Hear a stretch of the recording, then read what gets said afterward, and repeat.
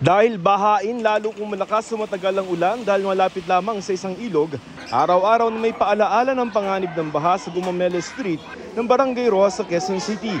Mga marka ng tubig na hanggang 7 feet ang taas. Kabado tuloy ang mga taga rito, gayong may mga panakanakang thunderstorms at tila flash flood sa ilang lugar. Pag umuulan na po ng mataas, inaangat na po namin yung mga gamit po hanggang doon po sa may third floor. Pag alam na namin baha, nag-iimbak na kami ng pagkain, yung mga gamot, yung mga damit na kailangan naming Handa ring lumikas ang 92 anyos na si Alicia na dito na ipinanganak at nagkapamilya. Yan ay kung mangyari raw ang pagkalubog ng kanilang bahay sa baha tulad ng bagyong Ondoy. May bintana sila.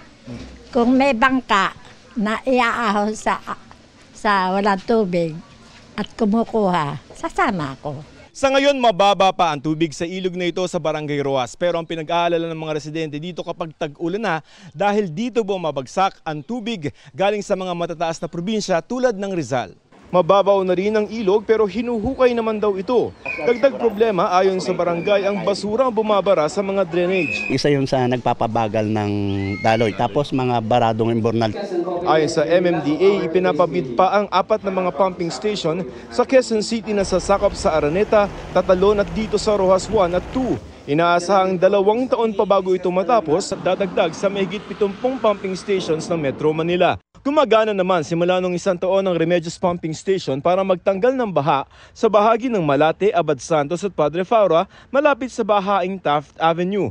Pag mataas na po yung level ng tubig natin sa inland, i-operate po natin yung tubig, yung pumping station po natin para i-pump out po yung excess na tubig sa inland. From inland po, dadaan po yung yung excess water natin papunta dito sa outfall natin dito. Then higupin po siya ng pump natin at itutulak po siya papunta sa Manila Bay.